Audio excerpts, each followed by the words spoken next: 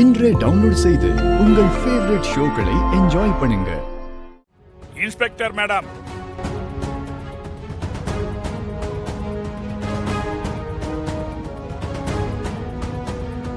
ஒரு வாரத்துக்குள்ள நீ குற்றவாளியை கண்டுபிடிச்சு கொண்டு வந்து நிறுத்துறையோ இல்லையோ நான் கண்டுபிடிப்பேன். உன் கண்ணு முன்னால அவனை கொலை பண்ணுவேன். என் மகனை இழந்து நான் வேதனைப்படுற மாதிரி அவனை பறி கொடுத்துட்டு அவன் மொத்த குடும்பத்தையும் வேதனைப்பட வைப்பேன்.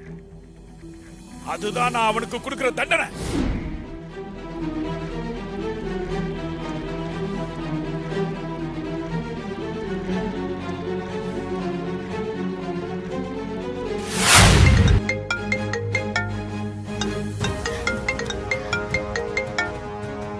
Hello, good morning.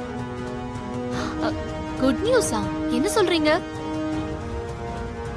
அப்படியா? Very good. கமிஷனர் எனக்கு ஒரு வாரம் தான் டைம் கொடுத்திருக்காரு. இந்த ஒண்ணு போதும், அக்யூஸ்ட கன்ஃபார்மா பிடிச்சிடலாம். சரி சரி, நான் இப்ப அங்க கிளம்பி வந்துடுறேன். நீங்க எல்லா ஏற்பாடையும் பண்ணுங்க. அந்த பொண்ணு மட்டும் கிடைச்சிட்டா போதும், இந்த கேஸ் முடிஞ்ச மாதிரி தான். இந்த மினிஸ்டர் தலைவலியில இருந்து தப்பிச்சிடலாம். இதோ நான் கிளம்பிட்டேன், வந்துடுறேன். எங்க நான் கிளம்புறேன். இல்ல துர்கா, யார் கூட போன்ல ஒரே பரபரப்பா இருக்கியே? நீ வேற ஏதோ மினிஸ்டர் பத்தி பேசிட்டு இருந்த.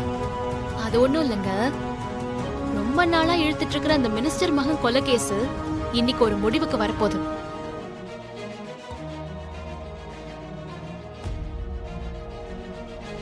கேஸ் முடிவுக்கு வரப்போதுன்னா நீ கொலைகாரனை கண்டுபிடிச்சிட்டியா? ஆல்மோஸ்ட் கண்டுபிடிச்ச மாதிரி தாங்க, நெருங்கியாச்சு. என்ன துர்கா சொல்ற?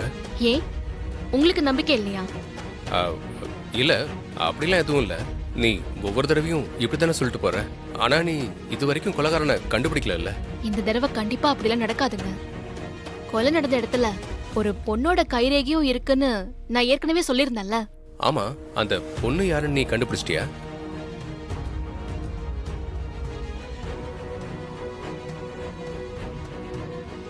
இன்னைக்கு கண்டுபிடிச்சிருவேன்.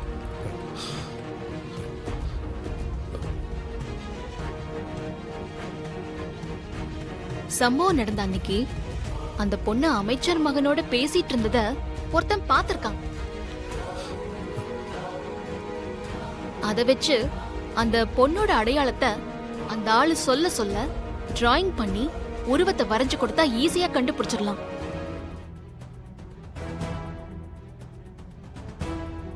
அந்த பொண்ணு கிடைச்சிட்டா போதும், கூட இருந்த இன்னொரு ஆள் யாருன்னு ஈஸியா கண்டுபிடிச்சிடலாம். சரிங்க, நான் கிளம்புறேன்.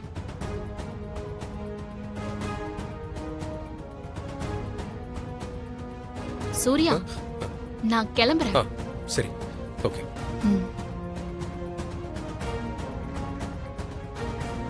துர்கா சொல்ற மாதிரி அடையாளத்தை வச்சு டிராயிங் பண்ணி குந்தவை கண்டுபிடிச்சிட்டாங்கன்னா என்ன பண்றது? இந்த கேஸ்ல நான் மாட்டிக்கிட்ட கூட பரவாயில்ல, குந்தவை மாட்டிக்க கூடாது. குந்தவை கல்யாணம் நல்லபடியா நடக்கணும்.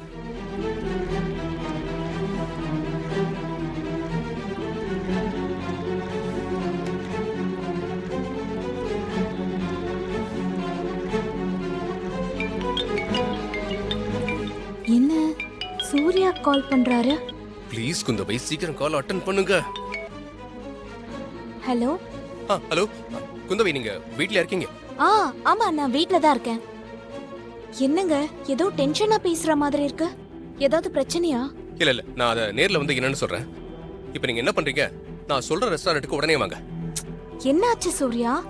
இங்க பாருங்க, நீங்க எதுக்கும் டென்ஷன் ஆகாதீங்க. நீங்க என்ன பண்றீங்க? வலசராகத்துல இருக்கிற ஃப்ரெண்ட்ஸ் ரெஸ்டாரண்ட்டுக்கு வந்துருங்க. அங்க எல்லாமே நம்ம நேர்ல பேசிக்கலாம். சரி, வந்துடுறேன். Okay.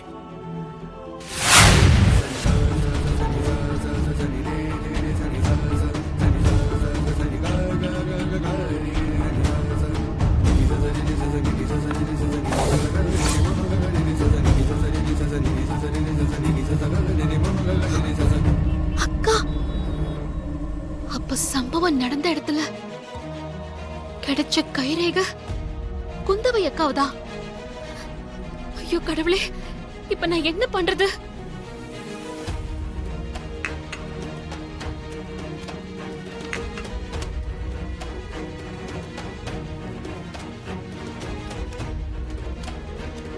Thank you. Show sir. Kundavai, இதை சொல்ல தான் உங்களை வர சொன்னேன். போலாமா? ம், போலாம்.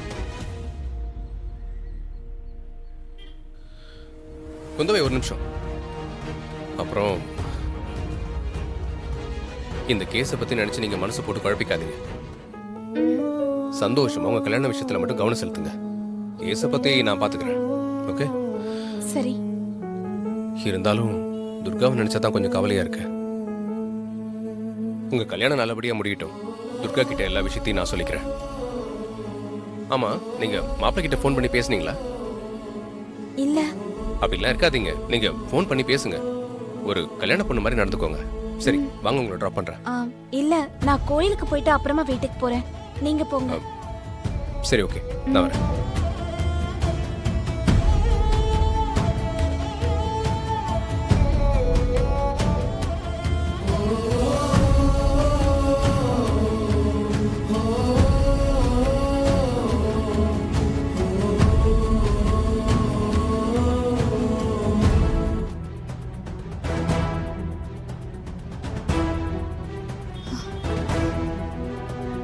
மினிஸ்டர் மகன் கொலை கேஸ்ல சூர்யாவும் அக்காவும் எப்படி இன்வால்வ் ஆனாங்க? இவங்களுக்கும் மினிஸ்டர் மகனுக்கும் என்ன சம்பந்தம்? ஐயோ, ஒண்ணுமே புரியலையே. இப்ப அக்கா கோயிலுக்கு தானே போறான். ஃபாலோ பண்ணி போறேன். நாராயண நமோஸ்துதே. துர்கா, என்ன துர்கா திடீர்னு கோயிலுக்கு வந்திருக்க? உன்கிட்ட நான் கொஞ்சம் தனியா பேசணும். என்கிட்ட பேசணுமா? என்ன பேசணும்? என் கூட வா, சொல்றேன். துர்கா, ஏதோ தனியா பேசணும்னு கூப்பிட்டுட்டு யோசனையில இருக்க. என்ன விஷயம்?